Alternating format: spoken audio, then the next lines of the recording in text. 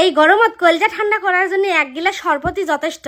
এত গরমে তাপমাত্রা যে গলা একেবারে শুকা কাঠখড়ি হয়ে যায়। তো যাই হোক আমার বন্ধুগণ, আপনারা এই গরমের মধ্যে কেঙ্কা আছেন সেটা অবশ্যই কমেন্ট করে জানাবেন। আমি তো গরমের মধ্যে একটু ভালো নাই, সেই জন্য শরবত খাওয়ার জন্য দম মান্য একেবারে শরবতের দোকানত।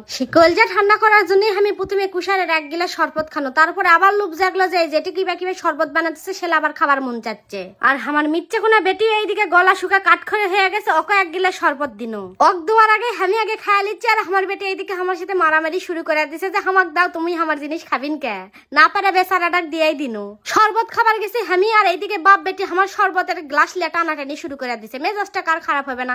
এইদিকে সারাদিন আমার গলা শুকা কাঠ হয়ে গেছে।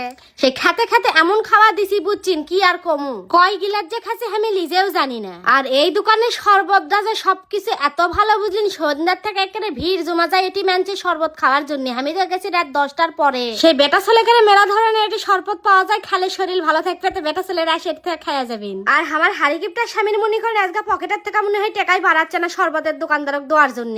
তো আমি আবার কোনো দাঁড়াও তোমার টেকা কেঙ্কারা ফুরান লাগে আমি ফুরাচ্ছি শিক কাবাব খাবার জন্য। এবার চলে আনো এই গরমত। সেই শিক কাবাব এই গরমের মধ্যে খাওয়া মানে আগুনের দ্বারা থেকে এটি হলো কার গাওয়ার তাপ লাগানা। কি আর কম এলা মানুষেরা যে কেঙ্কার এটি দ্বারা থেকে শিক কাবাব বানাচ্ছে রে বাবা। সে কলজা ঠান্ডা করে এটি আবার আসলো কলজা গরম করার জন্য। তো গরম গরম শিক কাবাব খেতে অবশ্য ভালোই লাগিছে, কারণ আগে কলজাটা ঠান্ডা করে লিছি শরবত খাইয়া। এরাই খাওয়ার বয়স, এই বয়সত খামোনাতে বুড়ি হলে কি খাবার মো বুড়ি হলে লাতি পুতি সেল বলক খালি খিলাতেই আমার জিন যাবে। এই দোকানের শিক কাবাবটা আমি ভোলা পারি না, মনে করেন যে আমার এত ভালো লাগে কি আর কমু। সেই খাতে খাতে আমার প্লেটের খাবার গেছে শেষ। আমি প্লেট লিয়ে আবার ভাইকের কাছে কোনো ভাই আমার স্বামীর টাকা ফুরে গেছে আজগা না বাকি দেন। কইছে আপা আজগার খাওয়া লাগবে না, আপনি পানি খা বাড়িতে চলে যান, বাড়িতে গেলে ঘুম ধরে যাবে একেবারে। কি আর কর্ম, স্বামীর মানে ব্যাগের টাকা না থাকলে যা হয়। তো এইদিকে আবার আনা ফল কেনার জন্য চলে আনোতে আমি হয়তো আগে যাচাই করে লেলা সবেদা ফল এখনকার বেশিরভাগই নষ্ট হয়, এই জন্য খাইয়া দেখা লিচ্ছি।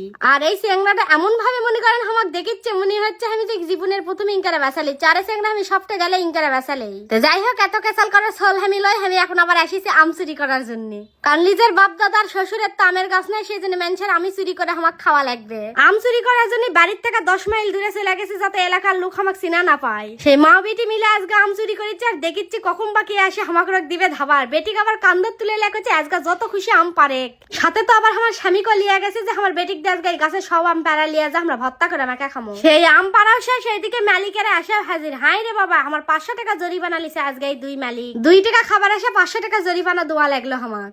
আগে যদি জানলো নি 500 টাকা আমার জরিমানা দেওয়া লাগলে বাড়িতে বসে থেকে ইনকারে খেলাধুলা করনো হয়নি, মানুষের কাছে আর আম চুরি করবার জ্ঞান হয়নি না। আমার শাশুড়ি তো এইদিকে আমার স্বামী গেলানো শুরু করে দিছে যে তুই মানুষের কাছে আম কৃষক পারবে গেছে বকলে। আমি তো আবার সেই শাশুড়ির মন ভালো করে দেওয়ার জন্য আবার 3 জন মিলে একই ডিজাইনের মেহেন্দি হাতের দিয়ে মনটা ভালো করে দিনো। তো যাই হোক আমার ভিডিও যদি আপনাকে ভালো লাগে অবশ্যই লাইক কমেন্ট শেয়ার করে আমার পাশে থাকবেন। যত লাইক কমেন্ট শেয়ার করবেন তত আপনি ভালো ভালো ভিডিও উপহার দিব।